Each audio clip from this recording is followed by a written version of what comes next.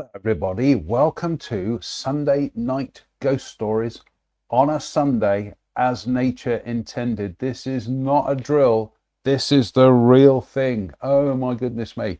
Here we are in the library, he said grandly.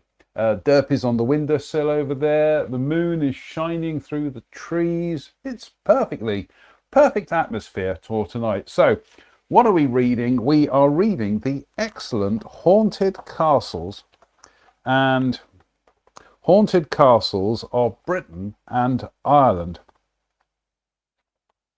Just seeing where we got up to. Yep, we will crack on with that tonight. What are we drinking? Well, 2-beer strategy tonight. So it's the Amity Brewing Company Amethyst Plum Porter. 4.6%. It says Amity Brew Company stands for community, friendship and good beers.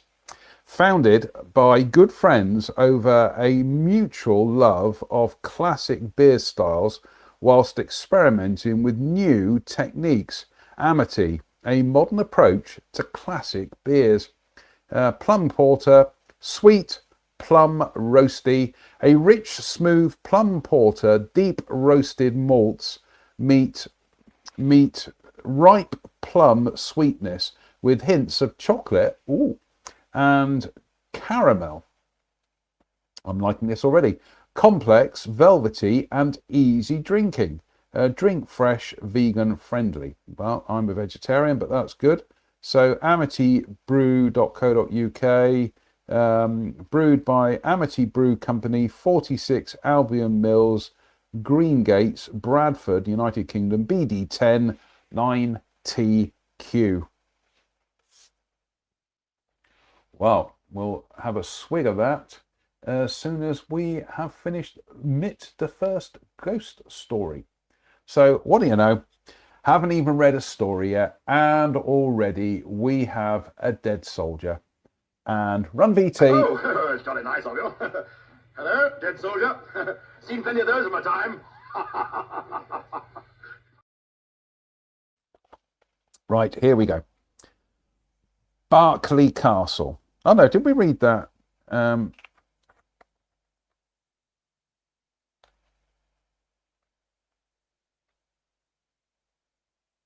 don't know where we got up to last time.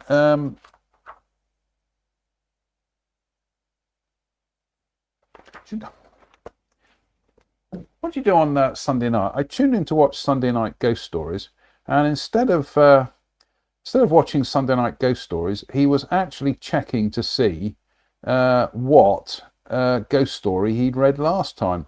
So I should do this before I go live, but never mind.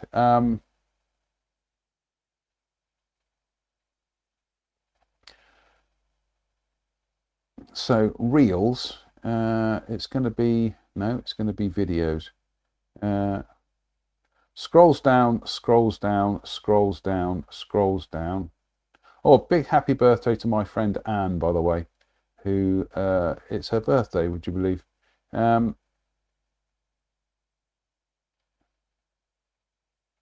where did we get? No, that was a Wednesday, right? No, that was a Wednesday. So Friday. Oh, this is ridiculous. Here we go. So let's just have a quick check to see what did we end with on Friday. Over succeeding centuries. In the 14th century, Sir John de Croft married a daughter of the Welsh nationalist Owen Glendear. Yes. 55, 1416. Right, that's fine. That's fine. We don't need to read that one. Right. Let's start again. Berkeley Castle, Berkeley, Gloucestershire, literally just up the road there. The dreadful death of Edward II. Oh, this is painful, this one. History has certainly left its mark upon this magnificent 12th century monument in the heart of the picturesque Vale of Berkeley. Amazingly, it has remained in the possession of the same family for nigh on 800 action-packed years.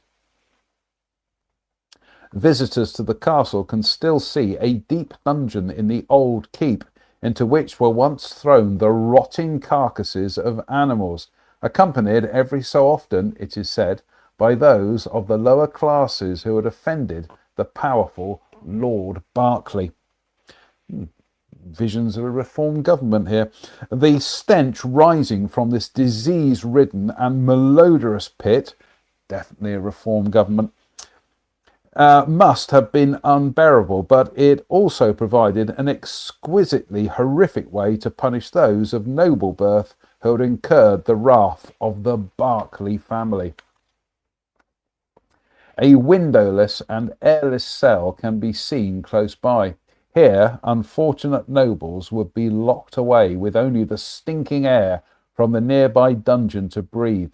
It provided a convenient method by which to dispose of those who could not be seen to have been murdered, since few people could survive long in the dreadful and fetid atmosphere. It was in this living hell that Edward II found himself confined in 1327, which is almost 1:30, after he was deposed by his wife, Queen Isabella, and her lover, Roger Mortimer. It was their intention that a few days in the dreadful chamber would bring about the king's death, but his constitution surprised them. He became ill, but recovered and managed to survive 5 months in the loathsome cell. Clearly, a more direct approach was required, and so the Queen instructed Edward's jailers, Sir John Maltravers and Sir Thomas Gurney, to dispose of her husband as they saw fit. And so, on the 21st of September 1327, Edward II suffered the most horrible death of any British monarch. The two men seized Edward and pinned him face down to the bed, whereupon a kind of horn or funnel was thrust into his fundament, through which a red-hot spit was run up his bowels. Such was the king's agony that his screams are said to have been heard far beyond the castle walls, and have echoed down the centuries on the anniversary of his death ever since. I think that definitely deserves a thunderclap.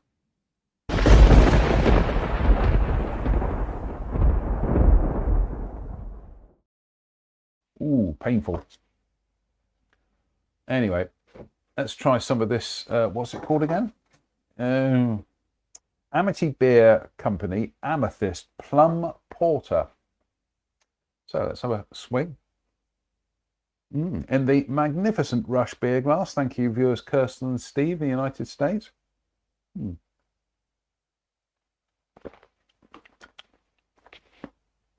Yes, I can taste the chocolate. Very nice. Very, very nice. Right, Sudley Castle near Winchcombe, Gloucestershire. Much wit and little judgment. Could describe me. In 1441, which is almost 2:45, Ralph Boteler, having been created Baron Sudley and Lord Chamberlain of the King's household, set about building a castle that would reflect his new status. 20 years later, the new king, Edward IV, cast covetous eyes upon the magnificent pile. He had the Lancastrian Boteler arrested on trumped-up charges of treason and confiscated his grand home. Sudley Castle, thou art the traitor, not I, Boteler is reputed to have observed as he was led away. What should we settle on a... it's either Boteler, Boteler, or Botella. I think we'll go for Boteler. The castle was given to the king's brother, the Duke of Gloucester, later the infamous Richard III, and, following his death at the Battle of Bosworth in 1485, was awarded to Jasper Tudor, the uncle of the new king, Henry VII. In 1537, Jane Seymour bore Henry VIII his longed-for son, Edward, and the king showed his gratitude by creating her younger brother, Thomas, Lord Seymour of Sudley. The unfortunate Jane, however, died shortly after giving birth. Henry VIII would marry a further 3 times, his last wife being Catherine Parr, who had already been courted by Thomas Seymour. Following Henry's death in 1547, Seymour proposed marriage to 15-year-old Princess Elizabeth, the king's daughter, by Anne Boleyn. She turned him down, but ever the ambitious pragmatist, he rekindled his affair with her stepmother. Less than a month after being widowed, Catherine Parr had accepted Seymour's marriage proposal. The newlyweds moved into Sudley Castle, where on the 30th of August 1548, Catherine gave birth to a daughter, Mary. The couple were overjoyed, but a week later Catherine died of puerperal fever and was buried in the castle's chapel of St. Mary. She was not to rest peacefully. After the Civil War, over a century later, her grave lay neglected in 1782.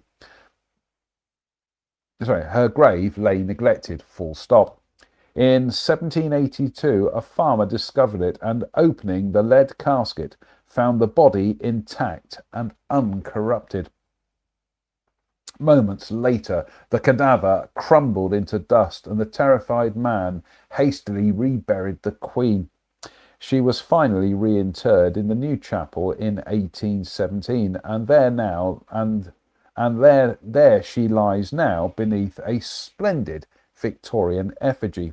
Her daughter Mary simply disappeared from the pages of history, and her fate is unknown. Catherine's ghost is still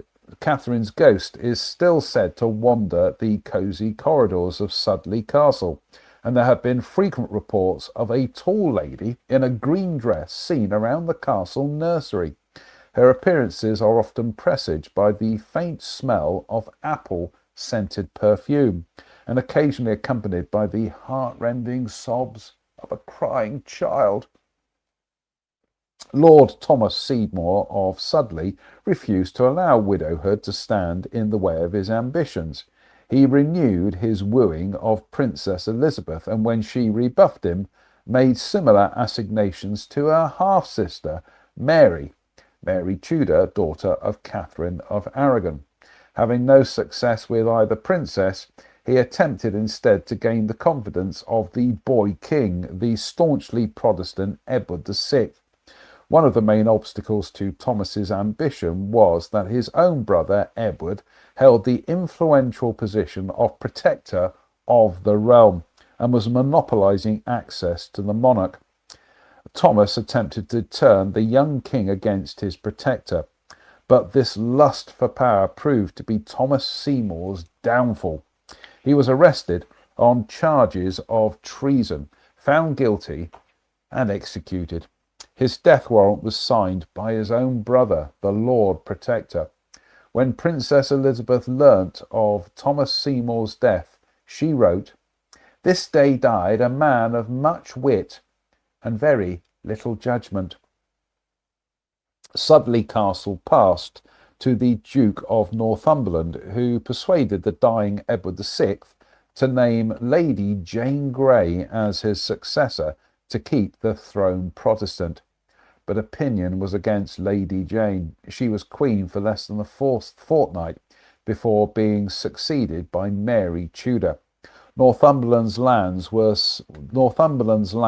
confiscated, and several months after her brief reign, Jane Grey was executed. Sudley's days of glory were over, and after the Civil War, it gradually fell into ruin. In the former 19th century Sudley Castle, In the 19th century,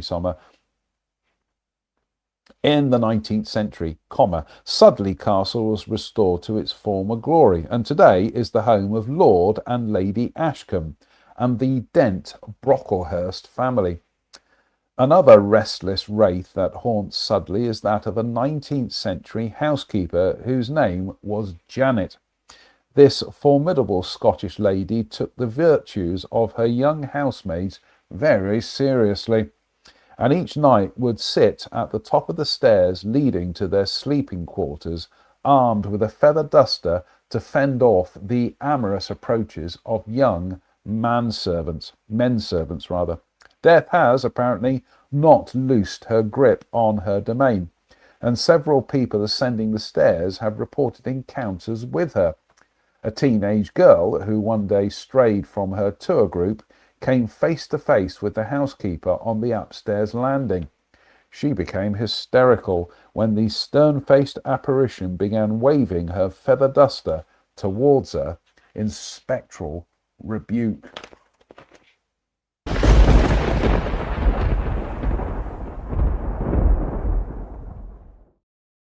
There's nothing worse than a bit of spectral rebuke. Oh, nasty. Cheers, me beers.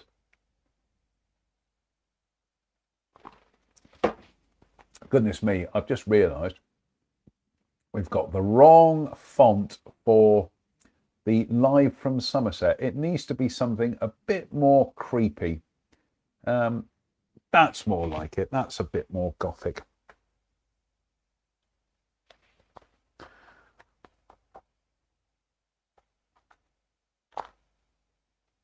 Oh, I think we'll have a bump. Smoke, whoops, spilling all over the... Oh, lovely. Oh, Warwick Castle. Warwick, Warwickshire. You don't say. A ghost in the study. Sir Walter Scott called Warwick Castle the fairest monument of ancient chivalrous splendour, which yet remained uninjured by time. To pass through the castle's massive gatehouse and stand in the courtyard gazing up at its lofty towers is to feel that you've somehow slipped back in time. It would come as no surprise if a figure in burnished armour came striding towards you, hopefully in greeting. It is a solid and resolute bastion, an indefatigable symbol of power, whose history is indelibly linked to the history of England. It was here during the Wars of the Roses that the Kingmaker, Richard Neville, Earl of Warwick, 1428 to 1471, held the monarch he had made, Edward VI, captive, while the king he had removed, Henry VI, languished in the Tower of London. For a short time, Neville was the most powerful man in the land and virtually ruled England, until being cut down in his prime at the Battle of Barnet in 1471. Later, Richard III spent time at Warwick. According to the great Tudor propagandist Sir Thomas More, it was at Warwick Castle that the much maligned monarch gave the order for the murder of the two princes in the Tower. See page 46. For those who come to this most castle-like of English castles seeking encounters of a more spine-tingling nature, the Ghost Tower is the place to aim for. Sir Fulke Greville, 1544 to 1628, was granted Warwick Castle by King James I in 1604, which is almost 5 minutes past 4. At the time, the place had been unoccupied for 14 years and was in a ruinous condition. Fortunately, Greville, as well as being a fine poet and playwright, was a rich and influential man who slowly converted Warwick Castle into the most princely seat within the Midlands part of this realm. Greville served as Chancellor of the Exchequer from 1614 to 1621. He was later raised to the peerage as Baron Brooke, and then made Commissioner of the Treasury. 7 years later, thoughts of his own mortality led Greville to draw up a will. He had never married and had no children, so he decided to make slight provision for his servant, Ralph Hayward. Hayward was not impressed with the paltry bequest and, in a fit of rage, stabbed his master while helping him dress at his house in London. It took the unfortunate Greville a month to die, his agony compounded by the surgeon's insistence on packing the wound with mutton fat. He was brought back to Warwick Castle, and his tomb can still be seen in nearby St Mary's Church. Greville's ghost returns to the castle to walk the room that was once his study. Here, witnesses are reported catching fleeting glimpses of his sad shade staring at them from the dark corners, or feeling his presence at the place where he once composed such prophetic lines as, "If nature did not take delight in blood, she would have made more easy ways to good." It's one of those weird things where it probably rhymes because of the shape of the words, but when you read it out, it doesn't rhyme. It's we've got some viewers tonight, so if you are watching, say hello, give us a thumbs up, send us a like, send us some money, postcard, chocolate. I'm open to offers, so slangs me bar. All derpy, that is very nice. Your good health. We're up to 23 minutes, almost up to half time, when I can start tucking into the snacks. So,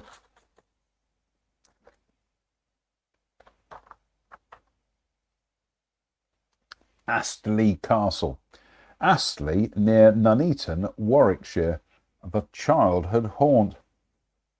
The fire-mangled ruins of this ancient castle sit alongside the tranquil churchyard of St Mary the Virgin in the sleepy Warwickshire village of Astley.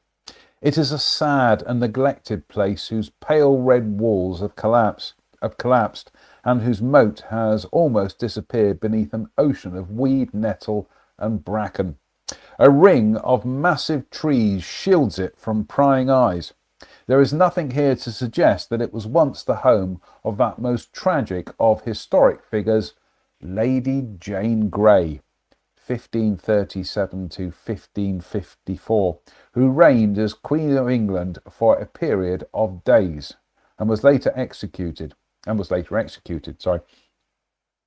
Jane's father, Henry, Duke of Suffolk, came to Astley following the failure of his attempt to defeat Mary Tudor, who succeeded Jane as Queen. Legend holds that he spent 3 days hiding in a tree in the churchyard before being spotted by his groundskeeper, who betrayed him. He was later beheaded, and his headless ghost has wandered Astley Castle ever since. I think that definitely does deserve a thunderclap. If I can find the media assets, thunderclap.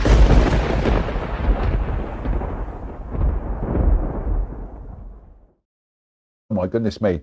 This next one is quite literally my neck of the woods, not Somerset, where I was born, which is the borough of Dudley.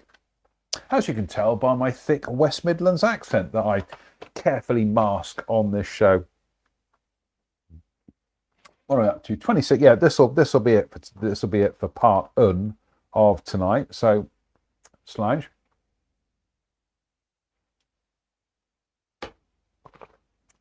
Mivar.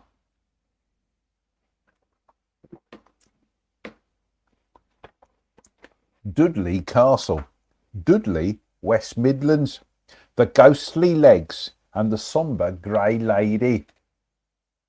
Dudley Castle, the remnants of which stand atop a lofty limestone crag and which are reached via a stroll through Dudley Zoo, was founded in 1071. It was massively fortified in the 12th and 13th centuries by the owners, the de Someroy family, who, tradition holds, resorted to violent extortion to fund the expansion.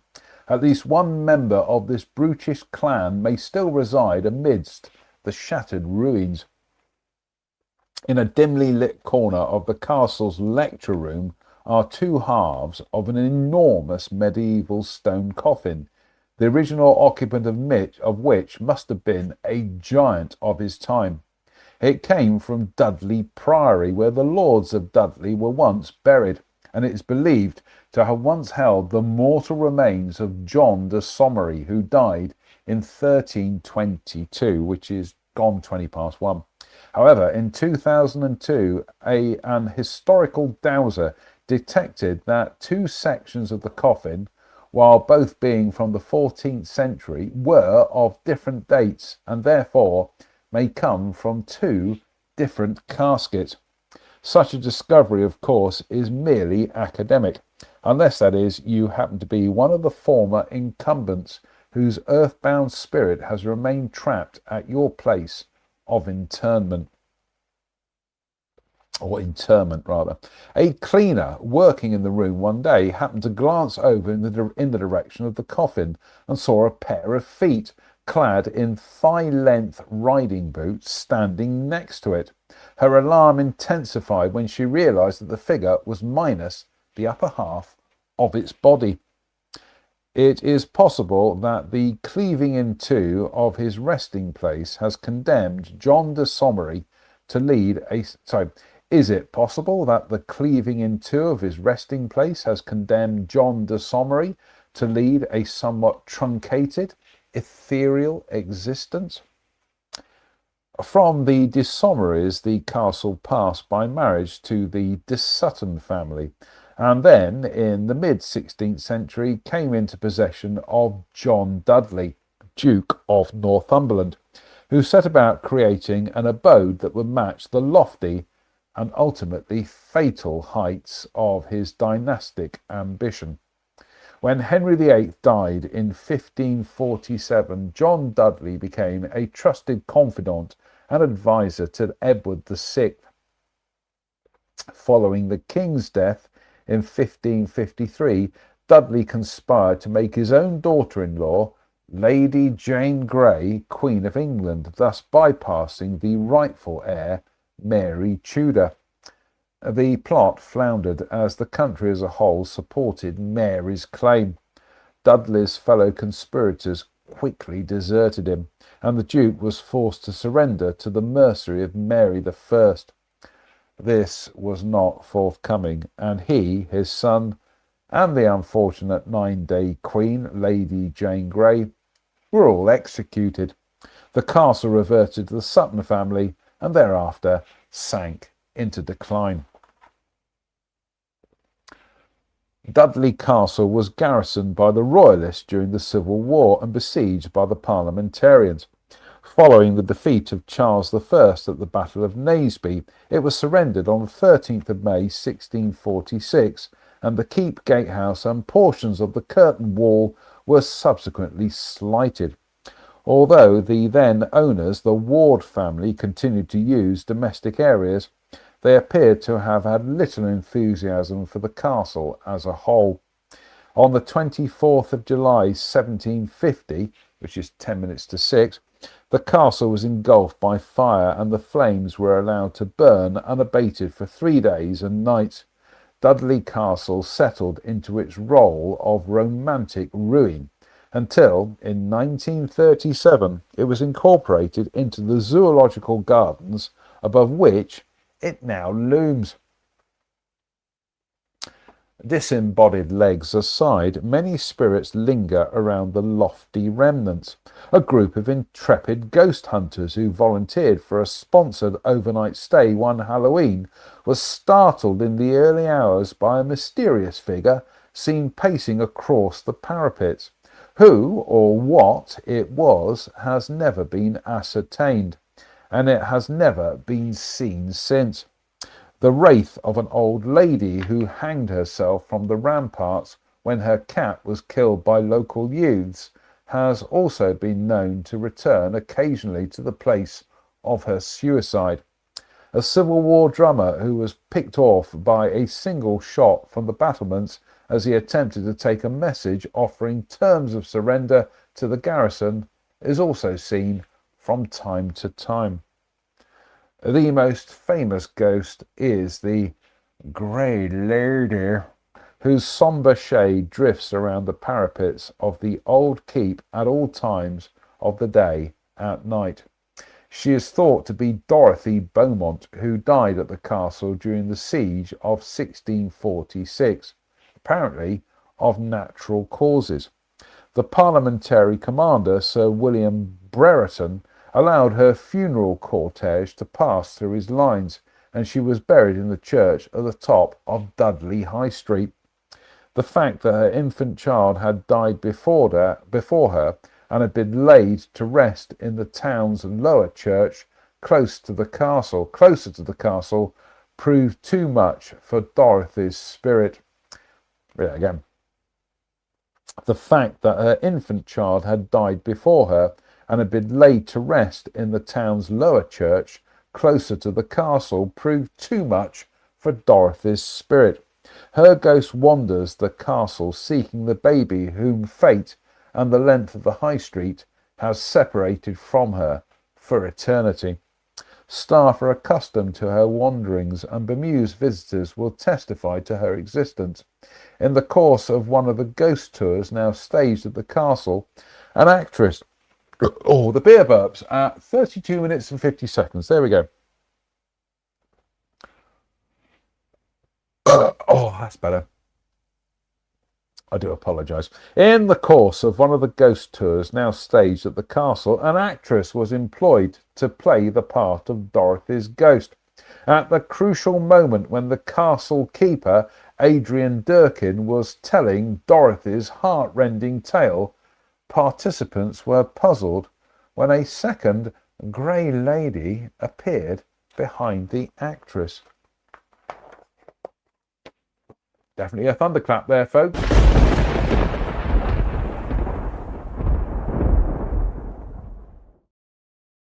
Bum, bum, bum. Incroyable.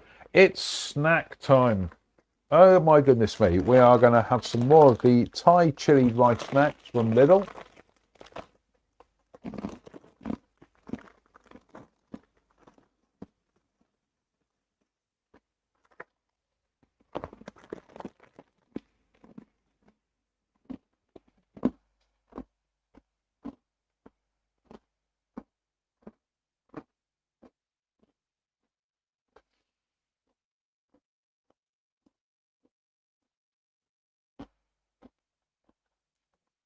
Right.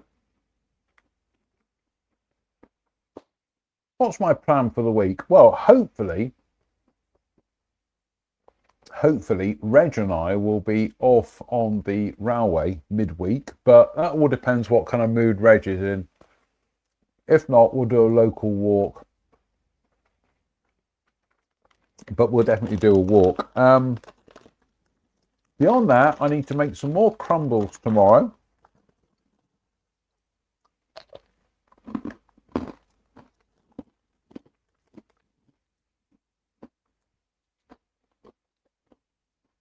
Oh, Dead Soldier, but that doesn't count because that's not beer.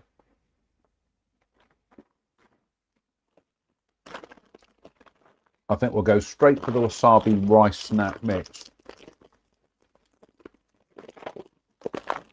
So what else am I going to do this week?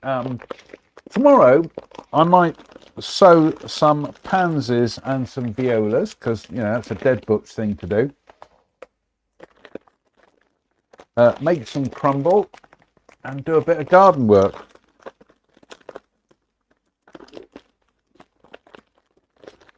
Goodness me, I am so pathetic I can't actually open a packet of wasabi rice mix. Goodness me.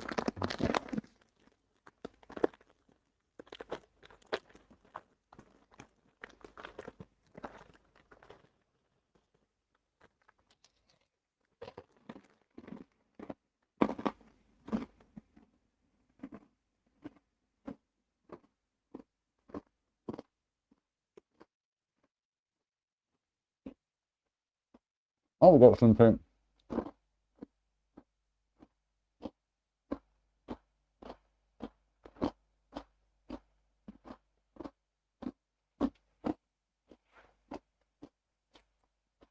We've got some fan mail here. Just reading the fan mail. Oh, I can't read that out. That's absolutely foul.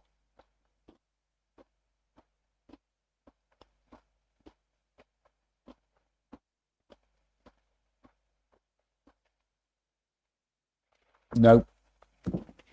So yeah, that's pretty much the plan for the week, really. I say, hopefully, might have a trip on the old railway with Reg on Wednesday, so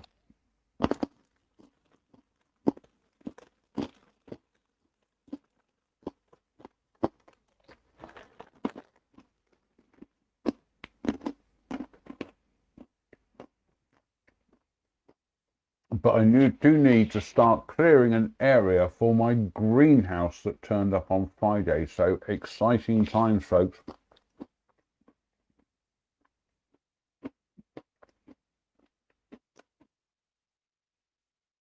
Yeah, dirt's absolutely flaked out on the windowsill here, so what are we up to? 37 minutes and 37 seconds. Yeah, I think we'll crack on with part 2 of tonight's show.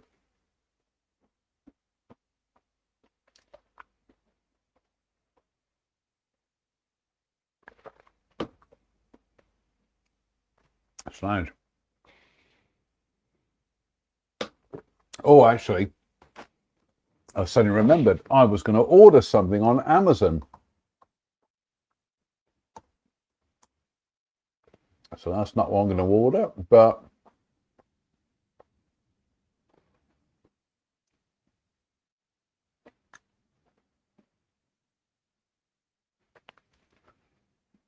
save for later. Yeah, I think we'll get that book, Haunted Yorkshire. I think that looks fun.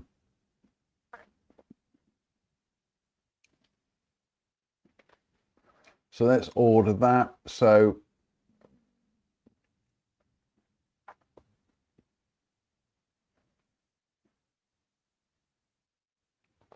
oh yeah, what do you do on Sunday night? I watched The Confused Man from Dudley ordering stuff on Amazon, but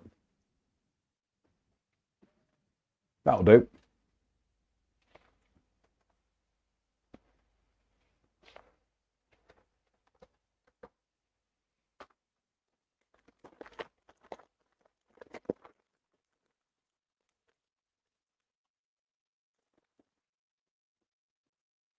Right. Let's crack on with part 2 of tonight's nonsense. I mean, tonight's quality entertainment.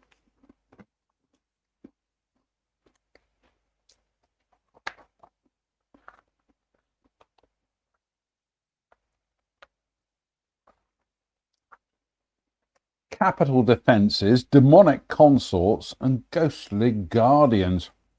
I walk till the stars of London wane, and dawn creeps up the Shadwell stair. But when the growing sirens blare, I with another ghost am lain. From Shadwell Stair by Wilfred Owen, 1893 to 1918. Goodness me, 1893, 03, 013, 14, 15, 16, 17, 25. Doesn't seem right, does it? London, Berkshire, Buckinghamshire, Bedfordshire, and Hertfordshire. London and the counties that stretch to its north and west possess a limited number of castles, few of which are haunted. Yet the intrepid seeker after things mysterious will find among the castles that are in the region some of the oldest inhabited and most haunted in Britain. The Tower of London is a spectral township in its own right, and the tales of the supernatural happenings that have occurred and continue to occur there merit a book of their own. The names of those who have passed through Traitor's Gate to be lost to the world thereafter read like a who's who of English history, and the ghosts offer a veritable hierarchy of the spirit world. Windsor Castle, the Queen's favourite, is the largest and oldest inhabited castle in Europe, and has acquired a phantom population to match its lofty heights and venerable antiquity. So, Although this region might not possess as many castles as other parts of the country, it is certainly home to a greater concentration of castle ghosts. Sorry, I got the beer burps again. It is certainly home to a greater concentration of castle ghosts. Just wandering around these two most magnificent strongholds is to walk with some of the most illustrious and infamous names in the history of the British Isles. Definitely a thunderclap there, I think. Need this to be automated.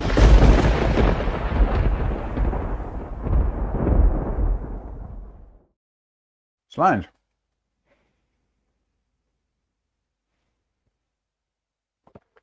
Oh, lovely. You good health? Right, part deux of tonight's beer is Love Lane Brewery Blackbird, 6.7%. Oh, goodness me. No wonder I'll sleep well tonight.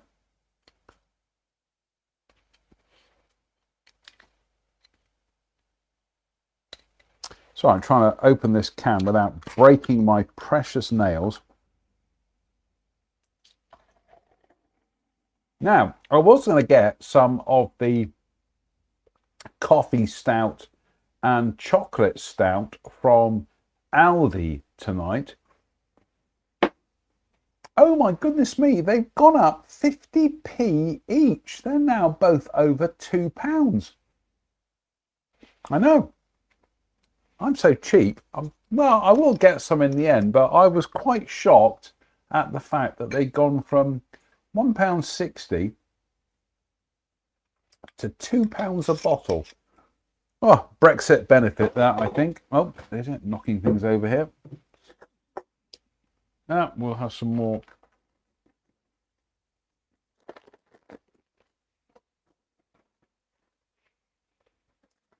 Some more wasabi rice snacks, I think.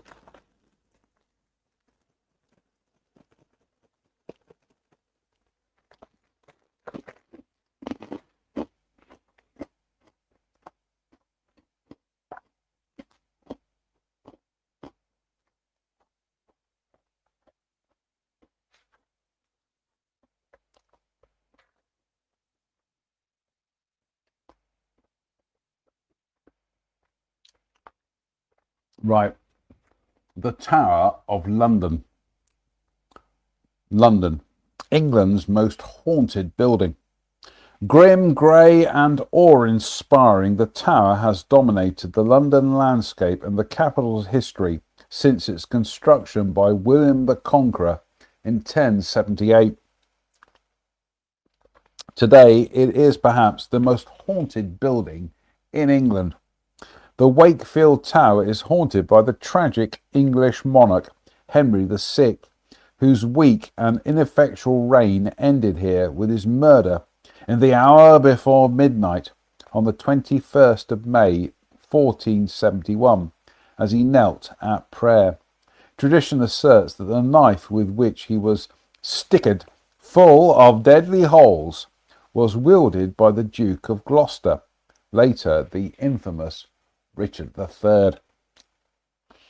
On the anniversary of his murder, Henry's mournful wraith is said to appear as the clock ticks towards midnight, pace fitfully around the interior of the Wakefield Tower, until, upon the last stroke of midnight, it fades slowly into the stone and rests peacefully for another year. The massive White Tower is the oldest and most forbidding of all of the Tower of London's buildings. Its winding stone corridors are the eerie haunt of a white lady who once stood at a window waving to a group of children in the building opposite. It may well be her cheap perfume that impregnates the air around the entrance of St. John's Chapel, and which has caused many a guard to retch upon inhaling its pungent aroma. Oh, goodness me, my MacBook is saying it's going to shut down because I haven't plugged it in, apparently. There we go.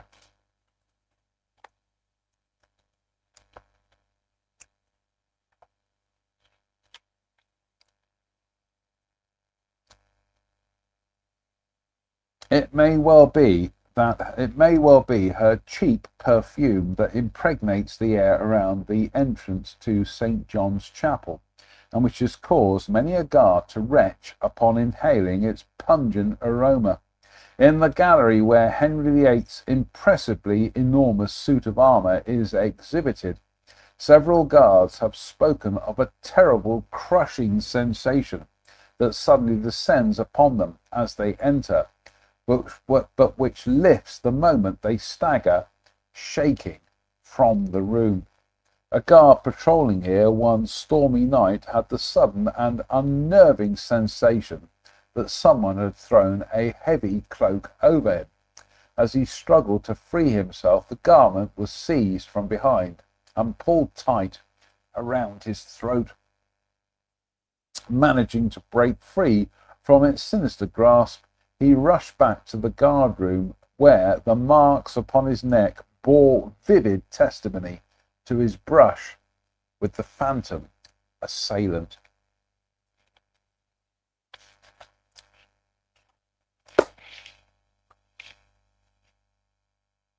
Slouch.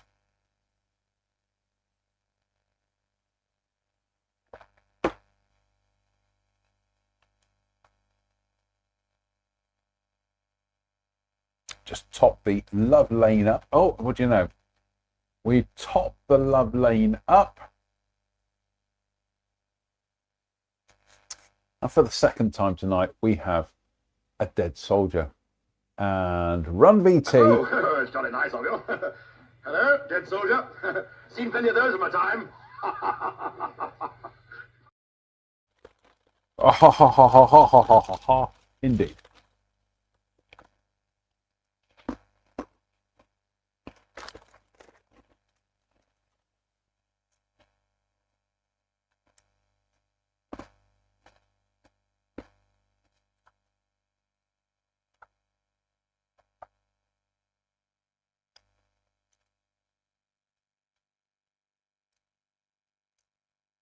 A memorial on Tower Green remembers all those unfortunate souls who have been executed here over the centuries. Anne Boleyn and Lady Jane Grey are both said to return to the vicinity whilst the ghost of Margaret Pole, Countess of Salisbury, roams here in a dramatic and alarming fashion. At the age of 72, she became an unwitting and undeserving target for Henry VIII's petty vengeance. Her son, Cardinal Pole, had vilified the king's claim as head of the church in England. As the cardinal was safely ensconced in France, Henry had his mother brought to the block on the 27th of May, 1541. The executioner told the spirited old lady to kneel, but she refused. "So should traitors do, and I am none," she sneered. The executioner raised his axe, and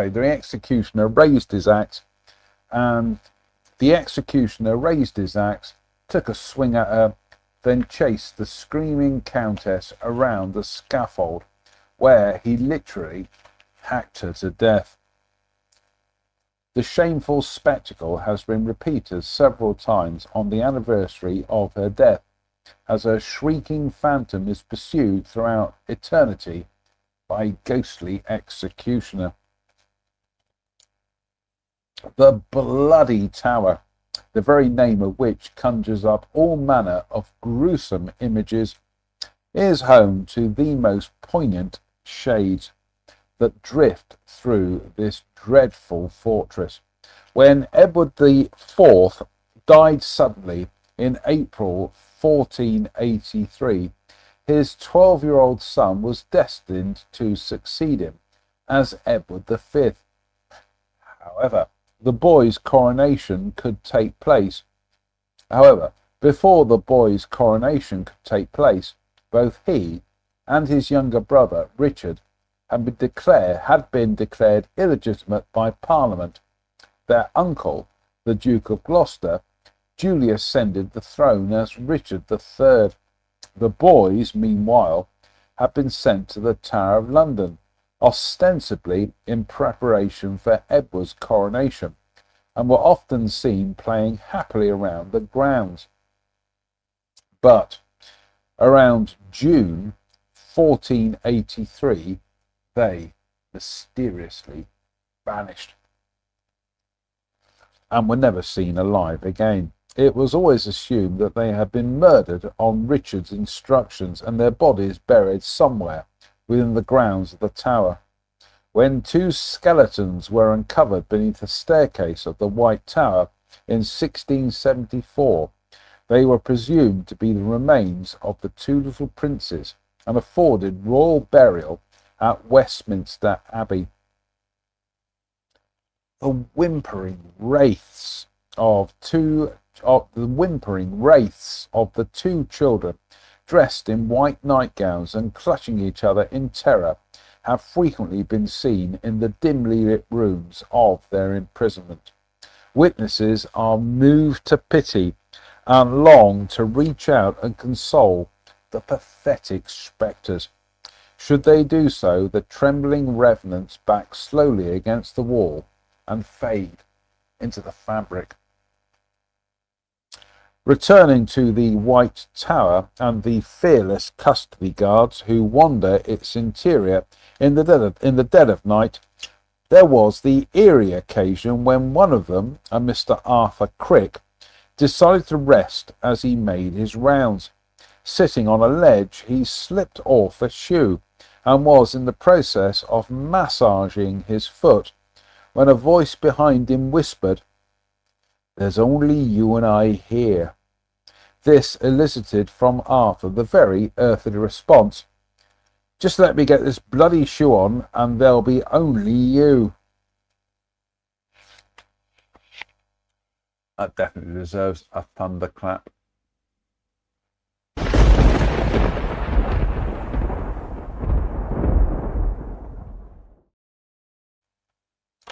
I think I'll read that again for comic effect.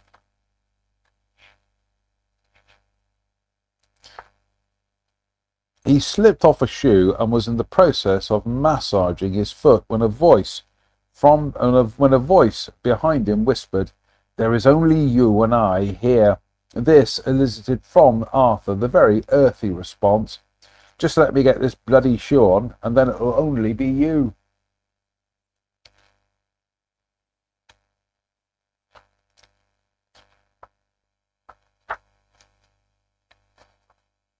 I think we'll get to the end of this chapter, actually. What are we up to? 55. So, yeah, I think we'll do the rest of tonight's chapter. Oops.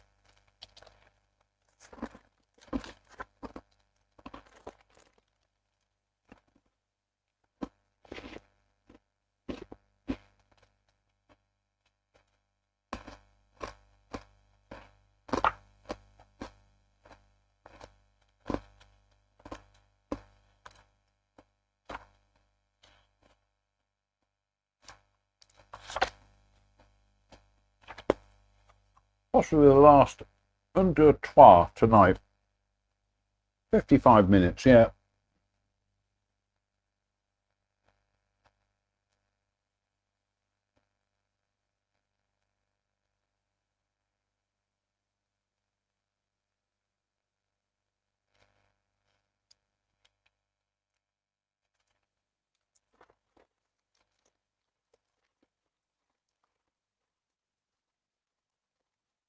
Oops.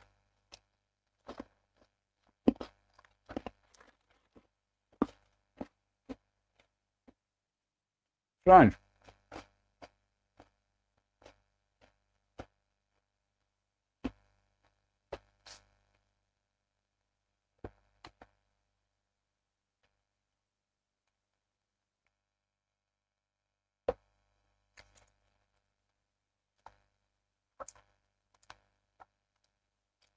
Bruce Castle, Tottenham, London.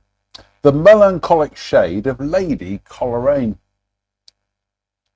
Tradition holds that this Elizabethan manor house, once the home of postal reformer Sir Rowland Hill, 1795 to 1879. Goodness me, he lived 103 years. 95? Oh no, he didn't. 79. No. Anyway, stands on the site of a castle built by father of King Robert the Bruce. Sorry. Stands on the site of a castle built by the father of King Robert the Bruce. The manor certainly did belong to the Scottish royal family at one time. The window of a small chamber can be seen above the clock on the outside wall, and it was here that Lord Coleraine is said to have imprisoned his beautiful wife, Constantia, together with Constantia, together with their infant, for fear that anyone else should gaze upon her. Oh, the beer burp, still apologise. Distraught at her detention, the poor lady was finally overcome by grief, and on the 3rd of November 1680, she took her baby in her arms, walked to the window, and flung herself from the balustrade, where mother and child crashed to their deaths on the paving stones below. Her disturbing screams continued to echo down the centuries, and were heard each anniversary of her death. Then, in the early years of the 20th century, a sympathetic clergyman took pity on her and held a prayer service in the room in the hope of laying her spirit to rest. Although he managed to quell the screams, her silent shade occasionally repeats her suicide, much to the consternation of astonished passers-by. In July 1971, two people walked past the building late one night. In July 1971, two people walking past the building late one night noticed a group of revellers in 18th century costume apparently enjoying a ball. What caught their attention was the fact that the guests were making no sound and appeared to be floating in mid-air. Another couple saw the mysterious figures a few days later, and this time were approaching them when the revellers slowly melted into thin air.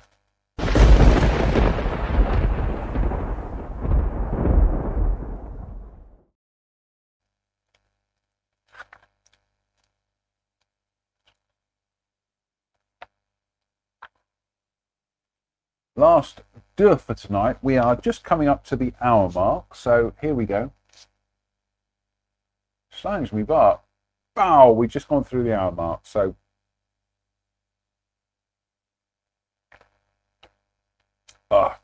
delish. Deliciouser.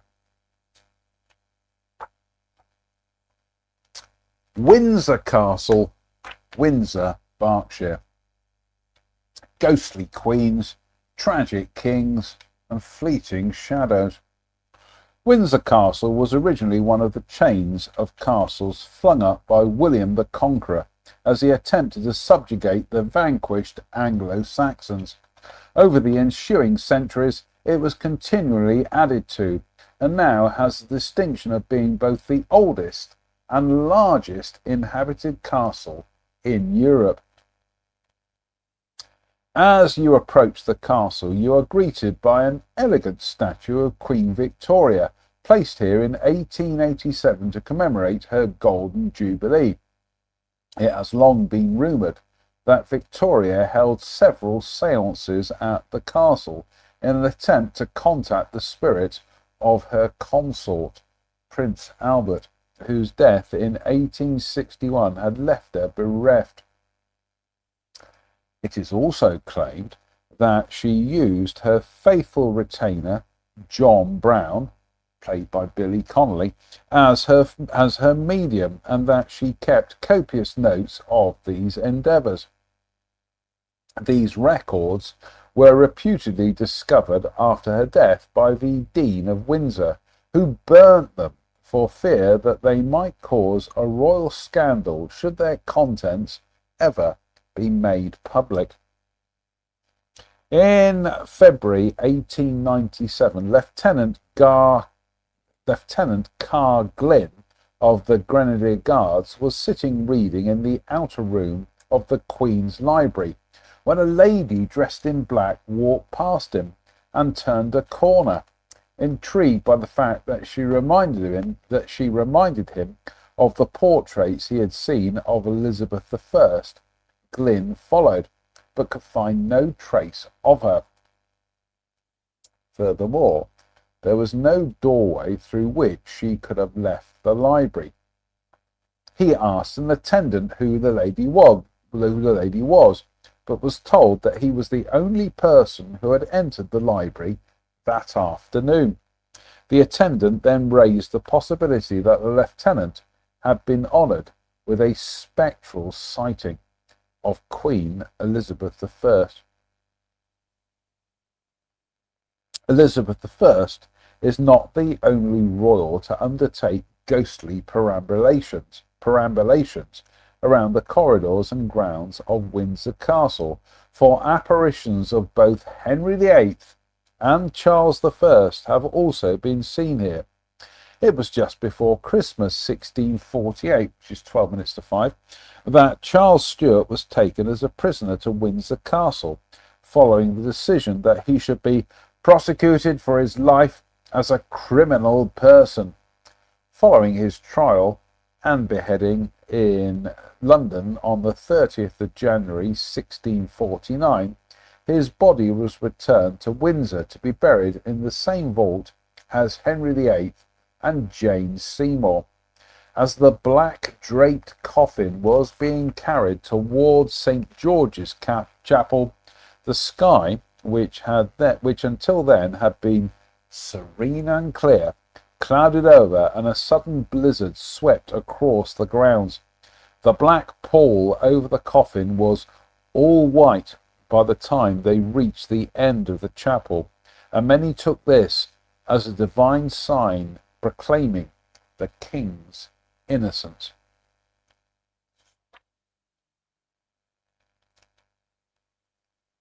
I think I'll have a bit more snack and a bit more beer.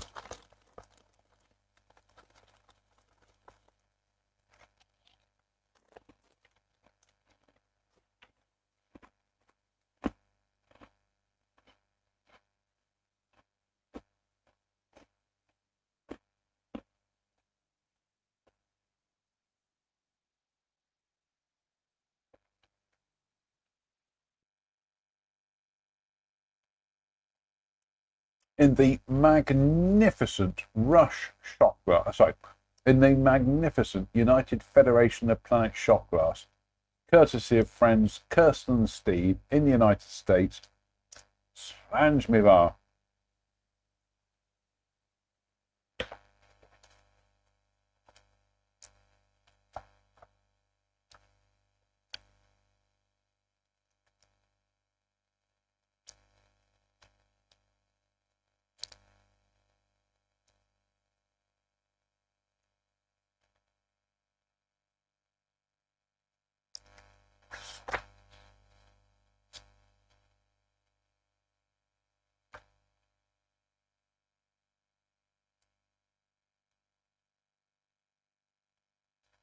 Just have a look to see where we got up to there.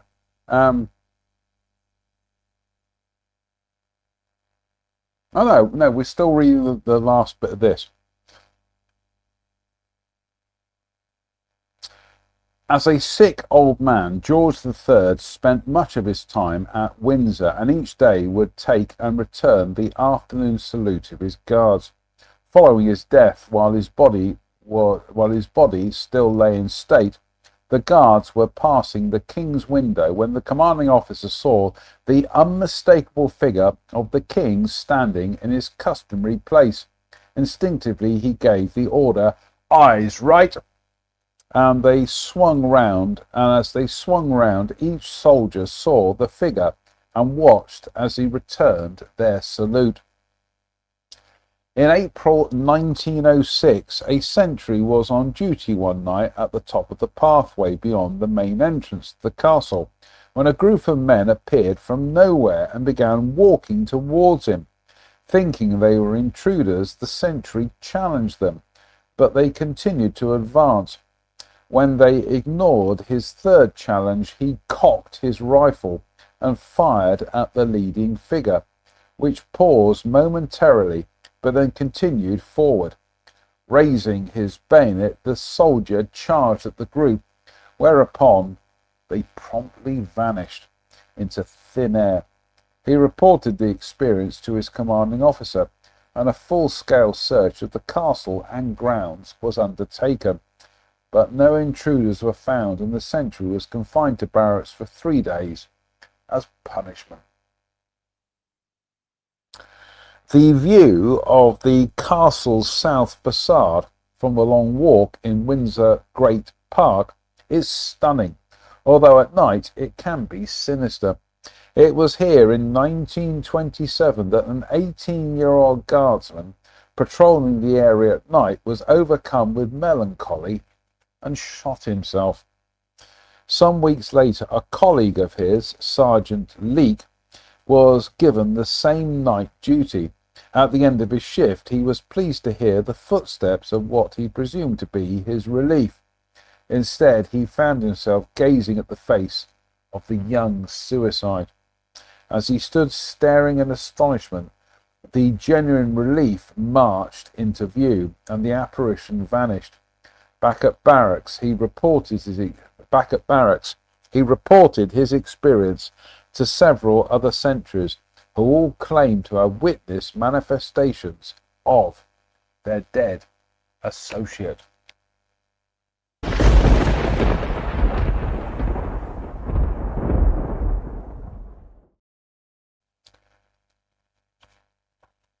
Last one for tonight, folks. Goodness me, we've still got that much beer to drink. What are we up to? Hour and 9 minutes. Strange me that.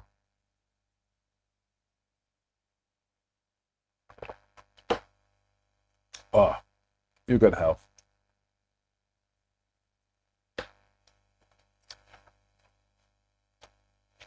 Donington Castle, near Newbury, Berkshire. The castle that wouldn't surrender. Donington Castle's towering gatehouse, standing on a high spur and overlooking the old London to Bath Road, is an awesome edifice that commands attention much as it has done since its construction in 1386. Built by Richard de Aberbury, Chamberlain to Richard II's Queen Anne of Bohemia, its most eventful period was during the Civil War, when Charles I seized it from its owner, John Packer, and appointed John Boys commander of the garrison. The beer burp, still apologise. In July 1644, which is 4:45, the parliamentarian General Middleton arrived with 3,000 men and demanded the garrison surrender. When Boys refused, Middleton launched an ill-conceived siege that not only failed to break through the castle's defences, but also cost him a tenth of his force. In September, a new force under a new commander loosed a 12-day volley of cannon fire at the walls. 3 of the castle's flanking towers were blown to smithereens, and the curtain wall was breached, but still the valiant Boys refused to surrender.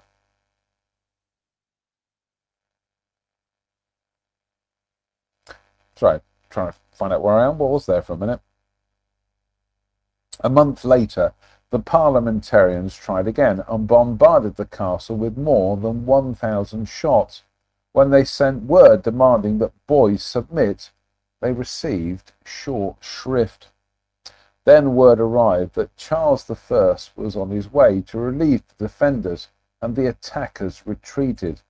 The exhausted garrison was reprovisioned and was able to enjoy a brief respite from hostilities.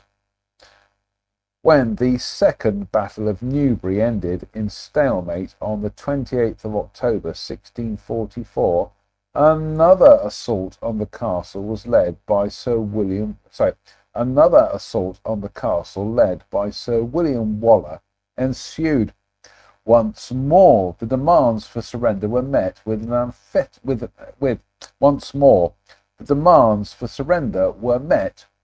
an emphatic no from the gallant boys, and a week later a royalist force commanded by Prince Rupert managed to relieve the garrison. Colonel Boys used the respite afforded by the winter months to strengthen his defences and was once more prepared to continue his valiant stand. But the Civil War was drawing to a close. In March 1646, the parliamentarians again demanded his surrender, so Boys sought the king's instructions and was told to get the best terms he could. On the 1st of April 1646, having withstood almost 20 months of constant siege, John Boys surrendered to his adversaries. Parliament then voted for the demolition of the castle, as it had become a symbol of valiant resistance. Today, all that remains are the twin towers of the mighty gatehouse, rising from the grassy hillside to a commanding 20 metres, 65 feet. Needless to say, such a turbulent history has resulted in several ghosts. There are persistent reports of a spectral white dog that comes bounding down the hill from the castle towards the woods below. The creature makes no sound, and the first intimation that he is anything other than living flesh and blood is when he suddenly vanishes into thin air. A ghostly guard has also been seen around the gatehouse. Whether he is the shade of one of the castle's Civil War defenders is unknown, since he never stays around long enough to witness. Whether he is the shade of one of the castle's Civil War defenders is unknown, since he never stays around long enough for witnesses to ask him. 1 minute he'll be standing by the gatehouse, a solid and apparently human figure. The next, he will suddenly disappear, as one witness put it, like a bubble bursting. Thunderclap.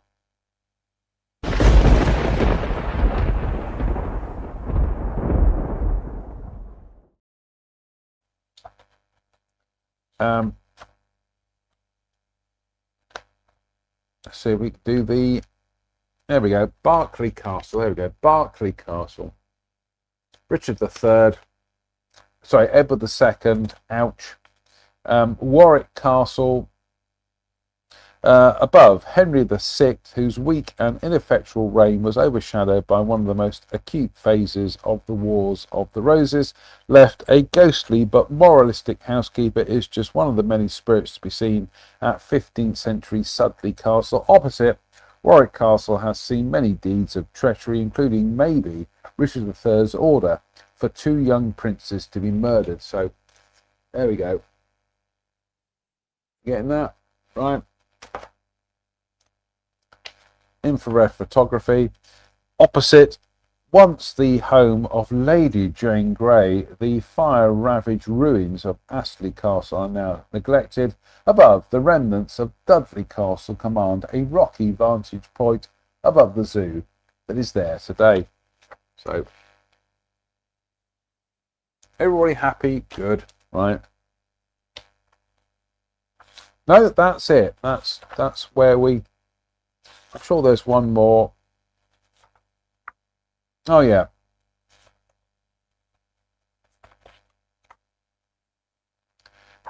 Goodrich Castle, Goodrich, Herefordshire. Above, the bedraggled wraiths of two 17th century lovers have not managed to break their ties with Goodrich Castle. Previous pages, Warwick Castle, the ultimate in medieval strongholds, was the site of a cruel murder in the 1600s. Warwick Castle.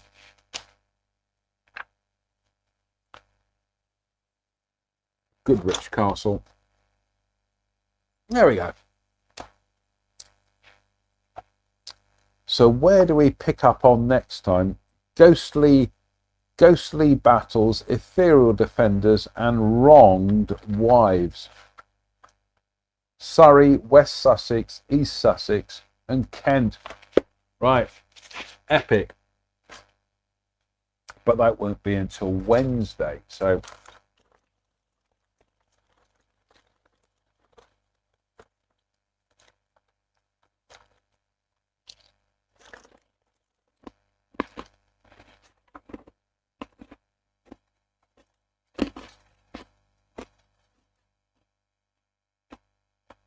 fine.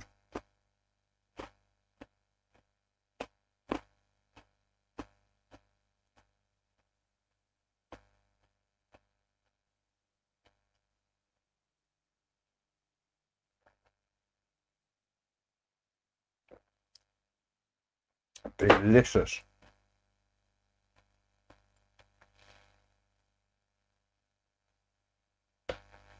Delicious, sir. Right. That's it for tonight. Thank you for watching. Why not? What else are you going to do towards the end of August than watch a confused man from Dudley with holes in his head, drink ghost stories, and read alcohol? So fingers crossed. We'll be back on Wednesday for Sunday Night Ghost Stories Extra on a Wednesday. Until then, it behoves me to say thank you for watching. Why not? Stay safe, stay out of trouble, and please don't have nightmares. Good night.